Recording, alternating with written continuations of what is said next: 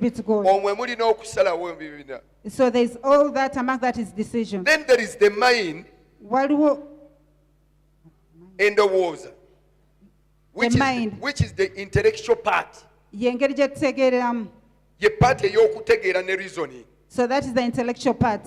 Kama ffe yebaza. Praise be to So God. omutima gwo gulimu part ey'okureasoninga. So in that part you have that part of the mind. Mulimu will, that is okwagala ekintu To will oba okusalawo. or to decide.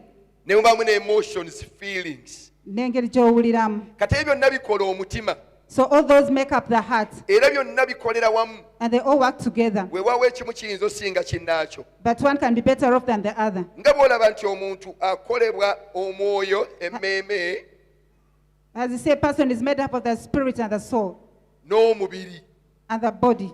N'omutima bwe gutyo. Even the heart is like that. Mulimu ebitundu ebyo. It has those parts. Mu mubiri wano In this physical body. waliwo oluusi omwoyo ne gusinga emmeeme eyo. So there's when the spirit overpowers the soul. Waliwo oluusi ebirowoozo ebisinga omubiri gwo. So there's where your mind overcomes your body. Naye ebiseera ebisinga omwoyo gwe guba guwakana n'omubiri. So most times it's the spirit that is arguing with the body. So waliwo ebiseera omubiri lwe gusinga omwoyo amaanyi. So there's when the body overcomes the spirit. Kati ne mu mutima Even in the heart. waliwo oluusi feelings So there's when the feelings, lwe zisinga ebirala. when they surpass all the others. Waliwo oluusi the intellectual part, that is the mind, okusalawo okwo okureasoninga kwe kusinga parts endala. So there's where your intellectual part overcomes all the other parts. Mukama ffe yebaze. Praise be to Kale God. kankuwa ekyokulabirako. So let me give you an example. Singa nzija n'ekugamba ebigambo, If I come and tell you words, n'ekugamba bakwogeddeko bwe bati ne bwe bati ne bwe and bati. I tell you that they spoke about you this and this. Mukama ffe yebaze. Praise be to God. Njogera eri omutima gwo, amatu gawulira gayingiza eri omutima. So I'm speaking towards your heart and your ears are listening. Mu mutima gwo mulimu feelings. In your heart there are those feelings. Either ebigambo byenkubira bijja kuwa essanyu So maybe the words I'm telling you will give you happiness, oba bijja kuwa obusungu. or they give you anger. Otegeera? You understand? Katugambe bikuwadde busungu. So maybe they've given you anger. I have enticed your feelings. Nsikiriza omwoyo gwo. Ntakudde obusimo bwo. So I've enticed your feelings. Kati olina ky'owulira. So there's something that you're feeling. Gamba ekisungu. You tell me that anger. So your emotions have moved. Empulira yo erina gy'egenze. Kati okozewo otya, gamba ojjudde. So you've done what? Say I filled up. Kati your will. Okusalawo okwo. Owulira oyagala kukuba muntu. You just feel that you want to box someone. Will evuddeyo. So your will has come out. Owulira oyagala kukola otya. You feel that you want to do what? We mulabirako nkola ki? So Mukuba. when I see him, I'll beat him. Will evuddeyo. So your will has come out. Kati your will gy'owulira. Empulira, that will you're will kukuba muntu. is to hit someone. Kati the intellectual part comes in. Nti engeri gy'otegeeramu ejja. Okutegeerako kuvaayo. Your intellectual part comes Ne out kutandika okureasoninga. and begins reasoning. Naye ono byaŋŋambye bituufu. Is what has he told me? Is it right? Bwe biba bituufu. If it's true. Bwe naamukuba naafunamu. So if I hit that person, will I benefit? Kati amagezi gakola gatya? So the mind does what? Gavaayo. Comes out. Kati ekisinga amaanyi. So the one that has a lot of power. Waliwo oluusi lwe tutateekamu kutegeera. So that's why we don't put in understanding. Amagezi ne tagaliwa budde. And we don't give the wisdom time. Wiira olugamba nti mukube. So when engeri gy'owuliramu egamba that hit that person, mukube. Hit him. N'okolerawo. And you act amagezi immediately. nga togawadde kiseera. When you haven't given the mind time kulizoninga kugamba nti okukuba tekugasa. to reason and say that beating someone doesn't benefit you. Oba kugamba sooka ogende obuuze. Or first go and ask. Onoonye amazima. And you find out the truth. Kubanga omuntu. Because a person. Mu mutima gwe mulimu amagezi. Within the heart there is wisdom. Amagezi ago ga reasoning. So that wisdom is the one that reasons. Okugamba nti owa ebyoyogera bino byayogedde bituufu. To say that as whatever they've spoken, is it true? Mukama ffe yeebaze. Praise be to God. Ogwo baguyita mu ki? So that is called what? Gamba mutima. That is the heart. Mutima. The heart. Ebitundu bimeka? Mulimu feelings. There's emotions. Mulimu ekirala ki? Will. Mulimu okuba ng'osalawo.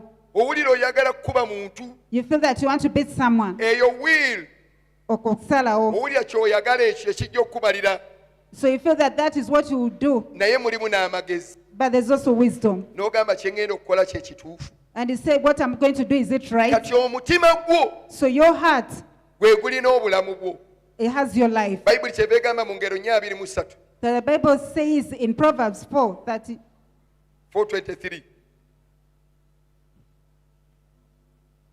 23 4:23. Ekitabo ky'engero essula 23 23 engero essula 4 n'olunyiriri olwa 23.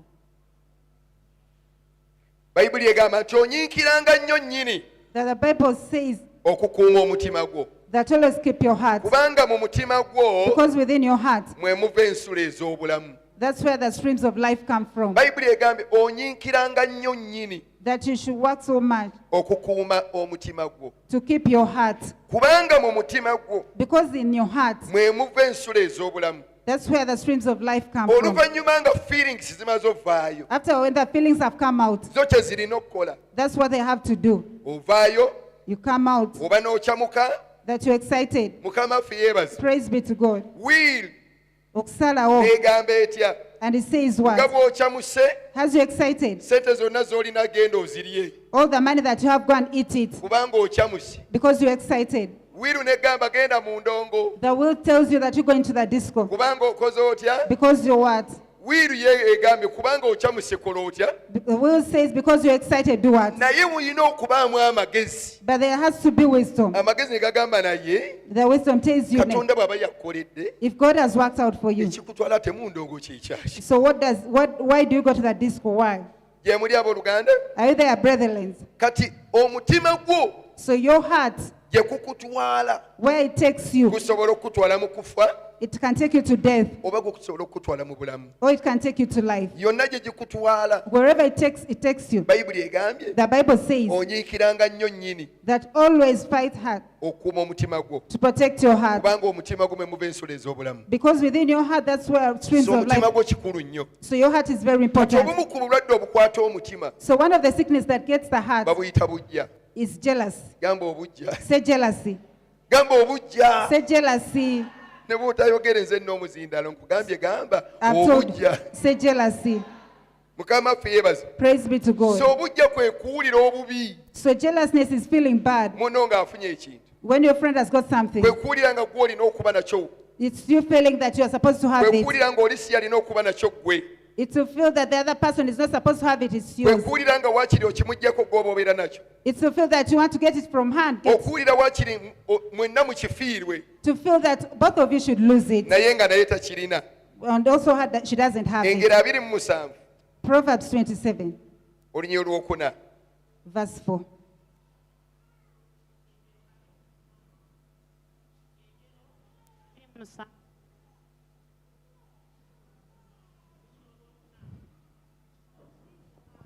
obusungu bukambwe n'ekiruyi mukoka naye ani ayinza okuyimirira awali obujja wangi agambye atya tuddire mutuwulire engero essula 27 n'olunyiriri olwokuna. Obusungu bukambwe. obusungu komaawo obusungu bukambwe That wrath is cruel. obusungu buki bukambwe That wrath is cruel. bayibuli egambye obusungu bukambwe bubi The Bible says that wrath is cruel. It's buzibu bad. nnyo It's very bad. ekyokubiri N'ekiruyi mukoka. ate ekiruyi ky'omukoka kitwala buli kiriwo And anger is outrageous. It takes everything that is there. manye enkuba bw'etonnya Do you know when the rain rains? buli ekiri awali mukoka Wherever is ye sewage. mukoka atwala butwazi tayagala kumanya So the sewage will just take it away. kati agambye n'ekiruyi And it says anger. wrath ekiruyi mukoka That wrath is wrath is outrageous. mukama ffe yeebaze bubi mukama ffe yeebazibwe Praise be to God. naye n'agamba atya But he says what? Naye ani ayinza okuyimirira awali obujja? naye ate obujja ani ayinza okuyimirira we buli So who can stand before envy? Mu ngeri endala In another way, agamba obujja it says that envy businga obusungu, is more than anger. obujja Envy, businga ekiruyi. it's more than wrath. Kati obujja bubi nnyo So the envy is very bad, n'okusinga ekiruyi. more than anger. Obujja bubi nnyo That envy is very bad, n'okusinga obusungu. more than anger. In fact, Era, obujja that envy, bwe buzaala bino. it produces all this. Bano baana bakiri. These are children of the other one. Obujja buleeta ekiruyi, So envy can bring wrath, obujja buleeta obusungu. and envy can bring anger. Kati bano baba baana. So these are children. Kati obujja bubikwata emitima gyaffe. So when the jealousy gets hold of our heart, Obujja butulemesezza okutuuka ku bintu bye tulina okutuukako. so jealousy has failed us to reach where we're supposed to reach. Obujja butulemesezza okufuuka ebintu bye tulina okufuuka. Jealousy has failed us to become what we're supposed to be. Obujja butulemesezza okwekolako ffe nga ffe. Jealousy has failed us to work upon ourselves. N'olema okwekonsentratingako gwe nga gwe. And you fail to concentrate on yourself. N'okonsentratinga ku mulala. And you concentrate on another person. Mu kifo ky'okukola engeri okulaba engeri gy'oyimukamu, Instead of seeing how you're supposed to rise up, obeera oli kulwana kulaba ngeri gy'osuula balala. you're fighting to pull down the others. Obujja Envy. mu kifo ky'okulwana okulaba ng'oyimuka, Instead of fighting to see that rise up, obujja ekifo ky'okuyigira ku balala, instead of learning from others, onoonya kubasuula bulisuuzi. so you just want them to fall down. Obujja teri muntu aloga There's nobody who bewitches nga talina bujja. when he doesn't have envy. In fact obujja So envy, ddogo lyennyini. it's real witchcraft. Ngambye I've said obujja that envy ddogo lyennyini. is witchcraft. Obujja tebukuwa magezi So envy doesn't give you wisdom kugamba nti Jeeni akikola atya. to ask how does Jane do it. Jeeni kamubuuzeeko nange anjigirize. So let me ask Jane so that she may teach me. Wabula obujja bukusindika kulaba ng'ogende ekyannamukaaka. So envy would send you to go to Chanamkaka Ew'omusawo or to which doctor. olabe engeri gy'onoosuula Jeeni. You see how you can make Jane to fall down. N'oteekamu amaanyi mangi, And you put in a lot of power. n'oteekamu ssente nnyingi, And you put in a lot of money. n'ofiirwa ebiseera bye wandyekoleddeyo ebintu ebigasa, And you lose your time where you'd have done n'oba important ng'oli mu things. kulwana kusuula muntu. But when you're fighting to make So somebody fall down, obujja busuula, so envy will make someone fall down. obujja bukutwala mu kuzikirira. Envy will take you to destruction. Mutunuulira abantu abalina obujja ennyo. So look at those people who have a lot of envy. Balogo They bewitch, naye tebeeyongerako. but they don't increase. Bali mu mbeera mbi They are very bad naye situation. tebafaayo kweyongerako. And they don't mind about going up. Kati obujja tebukuwa kiseera kwerowoozaako. So envy won't give you time to think about How yourself. to improve yourself. Engeri gy'oyinza okweyongerako. Every time we are thinking of how to fail somebody. Era oba olowooza buli kaseera kusuula muntu Tusabe mulala. Katonda atusimulemu omwoyo gw'okukwatirwa abantu obujja. So we may ask the Lord to deliver us from that spirit of feeling jealous about others. Bino bye bintu ekkanisa byerwadde These are the things that the church is getting sick naye of. ng'ate tetubyogerako mwattu. And we don't speak about them. Obujja Katonda tagenda kusimulula mu myoyo egikulwanyisa So when you're jealous, God won't deliver you in the spirits that are fighting ng'ate you. gwe kennyini olina obujja. When you yourself, you're envious. Kuba alina obujja mulogo. Because the person who is jealousy is a witch. Bw'obeera n'obujja If you have jealousy, obeera musamize. you are a sorcerer. Agambye nti obusungu buzibu nnyo. He says that anger is very bad. Ekiruyi kiringanga mukoka. And wrath is like it's outrageous. Naye ani ayinza okuyimirira awali obujja? But who can stand where the envy is? Tewali asobola survivinga wali bujja. There's nobody who can survive where envy is. Tewali asobola kubeera wali bujja. And there's no one who can be where envy is. Obujja bubi. Envy is bad. Gamba mutima gwange. It said my heart. Obujja bubi. Envy is bad. Teri bulala bujja bwe bugenda kukutwala. So there's nowhere envy is going to take you. Obujja bugenda kukusuula. Envy will make you backslide. Mukama ffe yeebaze. Praise be to God. Engero 14 olunyiri lwa 30. Proverbs 14, verse 30. Engero 14 n'olunyiriri olwasatu. Omutima omutuufu bwe bulamu. Omutima omutuufu bwe buki? Bw'obeera n'omutima omutuufu obeera n'obulamu. That if you have a sound heart, you have the life. Omutima gwo bwe gubeera nga mutuufu obeera n'obulamu If abooluganda. your heart is right, then you can be alive. Ebintu ebisinga bingi bye tulwadde. So many things that we've got sick of, tebyetaaga na kujjanjaba, they don't need to be treated. weetaaga mutima gw'okutereera. You just need to put right your heart. Mukama waffe yeebazibwe. Praise be to God. Weetaaga mutima gw'okutereera, You just need to put your heart right. endowooza yo n'ebeera nnungi, That your thinking may be good okusalawo okwo ne kubeera kulungi, and your decision making may be ne good feelings zo nga nnungi, and also your emotions may be ojja good. kubeera n'obulamu obulungi. You'll be with a good life. Mukama waffe Praise yeebazibwe. be to God. Yeebazibwe Yesu. Praise be to Agambye Jesus. omutima omulungi He has said that his sound heart kiki?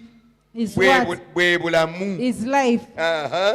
omutima omutuufu bwe bulamu obw'omubiri Mm. naye obujja kwe kuvunda kw'amagumba. Naye obujja kwe kuvunda kw'amagumba. But jealousy is rottenness to the bones.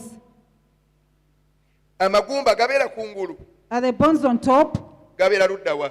Where are they? Kati omanye okuvunda ng'ova munda. Do you know getting rotten from inside? Ovunda ova wa?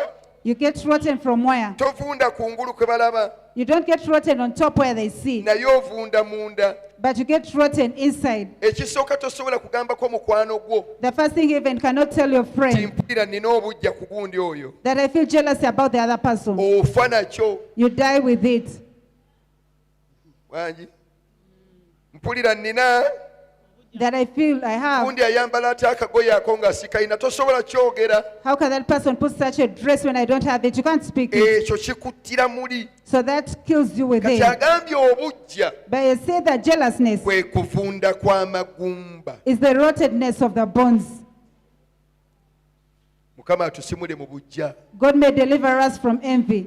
Tulina obujja lwa butayogera abooluganda. We have envy that, but we don't speak out. Tulina obujja ne mu bintu ebitali mu magezi. We have envy even things which are not Tulina important. obujja ne ku bintu ebitali bibyo. We have envy even on things which are not ours. Omuntu n'akwatirwa obujja obufumbo bwa munne, Somebody envies somebody's marriage. gundi afumbirwa atya nga sinnafumbirwa. How can that person get married before I get married? Yafumbiddwa gwe wabadde ogenda fumbirwa. So they should get married to the person you're going to get married Kati to. obujja bubi, So envy is bad. okwatibwa n'obujja ku bintu ebitakukwatako. So you get envy on things which don't concern you. N'ovunda, And you get rotten. n'ofa, And you die. ne nga tolina ddagala, When you don't have medicine. naye ng'ekikutta But when what is killing you bujja.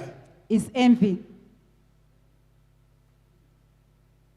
Mukama ffe yeebazibwe. Praise be to God. Nsabye Katonda atusimule mu bujja. So I pray that God may deliver us from jealousness. Katonda atusimule ffe okukwatirwa abalala obujja, That God may deliver us from envying other people. naffe okukwatirwa obujja. And even us to be envious. Sitaani asobola okukwambaza ekyoyo, The devil can dress your spirit. nga buli ky'ofuna, That whatever you get, buli gy'olaga abantu bawulira bubi, wherever you go, people feel bad. era ng'ekyo kiviirako abantu okukwatirwa, okuloga n'okukola ebintu ebirala byonna ku And bulamu. that's how people begin to bewitch you and do other in other Naye things. agambye omutima omulungi bwe But he- bulamu. but bwe- yes, Omutima omulungi bwe bulamu eri omubiri. that a good heart is the life to the body. Bw'obeera n'omutima omulungi, If you have a good heart, n'omubiri gwo gujja kuba mulamu. even your body will be alive.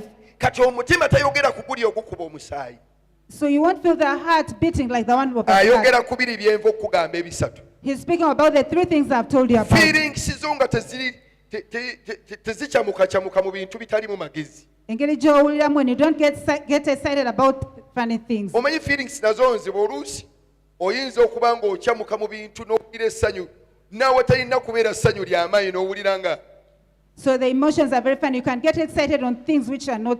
kati oluusi nga n'engeri gy'owuliramu essanyu osalawo bubi. So the way you get excited, you decide in a bad Kati way. omutima omulungi ddagala eri omubiri, So a good heart is a medicine unto the body. naye ate omutima omubi bulwadde eri omubiri. But a bad heart is sickness unto the body. Omubiri, omutima gwo bwe gulwala, When your heart gets sick, omubiri gubeera mulwadde.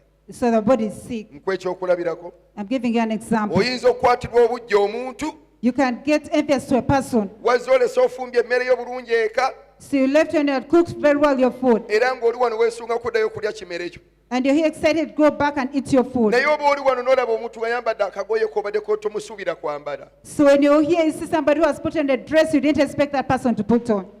emmeeme neekusiinuukirirawo, So you feel when your heart is troubled, You feel like vomiting immediately. Owulira nga ayagala okusesemerawo. Ogenda okuddayo eka nga n'appetite y'emmere tewakyali. So you go back when you no longer have the appetite for that Emmere yo food neekulema and you fail to eat your food. naye ng'ekikuleetedde emmere okukulema But what has brought you to fail to eat your food bujja. is envy. Olaba bw'otandikirawo okogga Do you see how you begin to get small? gye muli abooluganda. Are you there, brethren? Olabira bw'otandikirawo okufuna entunnunsi. Do you see how you begin to get the heartbeats? Olaba puresha bw'erinnya. Do you see how the pressure increases? Bakutwala mu ddwaliro nga bagamba puresha eri waggulu. So they take you to hospital saying that the pressure is high. Bakubuuza kiki? They're asking you what? Tewali nange simanyi. There's nothing and I don't Naye know. ng'amazima ddala weekiri, But when the truth is there, akagoye kaleese ebizibu. so the dress brought problems. Naye naawe oyinza obutakitegeera, But even you may not understand it. naye nga heartbeat yeeyongeddeko. But the heartbeat has increased. Biiti nga yasussa sipiidi. So the beat has increased the speed. Omutima nga gwayongedde tempo. So when the heart has increased the tempo, Bulijjo gukuba. so every day it has been hitting. Ne gufuna n'akaseera akawummula. And it even get tense to rate. Kati tegukyalina we gussiza. But there's no way it's breathing. Naye ng'ekigukubisa tututu. So why it's hitting tutu? Kateeteeyi. It's the dress. Gamba nti ayi Mukama, Say, oh Lord, onsimule mu bujja. that you may deliver me from jealousness. Zino ze ndwadde ezitutawaanya ng'ekkanisa. These are the sickness that is disturbing us as the church. Katonda zalina otusimulamu emitima gyaffe giwone. And God has said, deliver our hearts so that we may get healed. Yobu 5:2. Job chapter 5, verse 2. Yobu essula 5 n'olunyiriri olwokubiri. Kubanga okweraliikirira kutta omusirusiru. Komaawo okweraliikirira kuttaani? Nambiraku ye nti owaayo weeraliikirira. So do you get worried? Agambye okweraliikirira kutta. It says that Niye getting worried. ey'oluzungu egambye wrath. For the English one says echiruyi. Ekiruyi kitta mu ki? That the wrath killeth Omusirusiru. the foolish man. Kale teola okweraliikirira byonna biri mu mutima. So all those are in the heart. Bitta mu ki? They kill the what? Musirusiru. They kill the foolish man. Aha. N'obujja butta atalina magezi. N'obujja And envy, busalako omutwe oyo atalina magezi. it slays that one who is silly. Gamba obujja butta. It says that envy kills. Obujja bukola butya? Butta. Envy kills. Obujja bukutta ng'okyali nga tonnatuuka kufa. So envy will kill you when you're still young before you reach that time of Obujja dying. tebukukkiriza kwetunulira ki ky'oli. So envy doesn't help you to look at yourself what you are, Kukidevelopinga.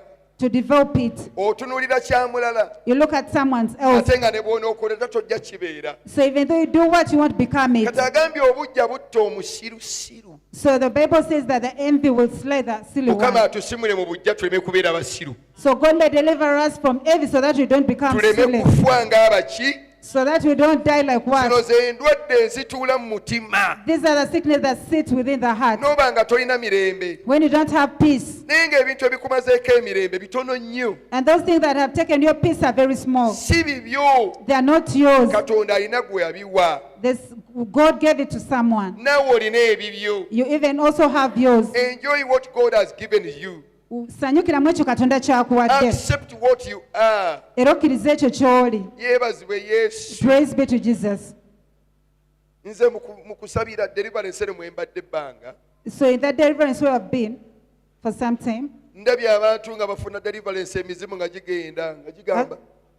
Oli nga yalogamu n'agamba lwaki mulungi. So I've seen deliverance when demons are going and they're asking, they're blaming someone, why are you beautiful? Oli ng'ekimuloza buki. So when somebody is bewitched because of what? Sokuloozi. Just think about it. Kati kambuuze. Let me ask. Bw'onoomuloga If you bewitch her kale n'abiiwa. and it becomes ugly Gwe n'olungiwa. and you will become beautiful, Obwo buki. that is what? Bujja. That is envy. Bugenda ku level etali mu magezi. It goes to the level where there is no wisdom. Abooluganda twebulire mu mitima gyaffe. So brother, let's Let's cancel buli ourselves omu within weebulire heart. mu mutima olwaleero Everyone cancel yourself within your heart. obujja bw'olina bukugasa The envy you have, does it benefit you? bukugaseeko Has it added something on you? mukama ffe yeebaza Praise be to God. bweba bukugaseeko weerandiko So if it has added something on you, naye weegendereze oleme kufa but be careful so that you don't die. agambye obujja They say that envy butta oyo atalina magezi kills that one who doesn't have wisdom. you die slowly Ofa mpola mpola. you die mpola mpola You die slowly. mukama ffe yeebaza Praise be to God. guno omutima gwe gubeera omulwadde gamba omutima So this